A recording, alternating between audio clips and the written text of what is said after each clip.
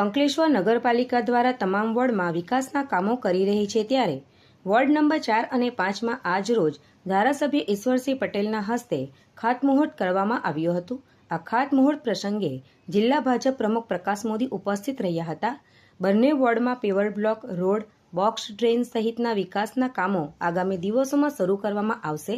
આ પ્રસંગે નગરપાલિકા પ્રમુખ લલિતાબેન રાજપુરોહિત, કારોબારી ચેરમેન નિલેશ પટેલ તેમજ નગરપાલિકાના સભ્યો અને સ્થાનિકો તેમજ શહેર ભાજપ પ્રમુખ ધર્મેન્દ્ર પુષ્કરણા સહિતના હોદ્દેદારો ઉપસ્થિત રહ્યા હતા।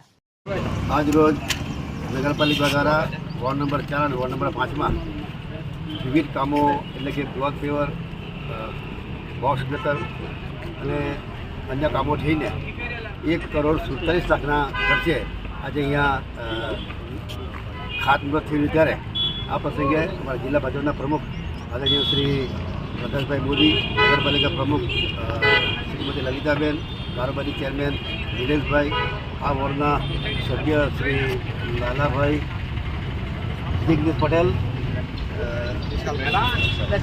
દક્ષાબેન તમામ હાજર રહ્યા છે અને ટૂંક સમયની અંદર આ કામો ઝડપી થાય, સારું કામ થાય એ માટે પણ કરી છે। અને આવા અહીંયા નગરપાલિકા દ્વારા દર 2-3 દિવસે ખાતમુહૂર્તના કામો કરવામાં આવી રહ્યા છે। લગભગ બધા મળીને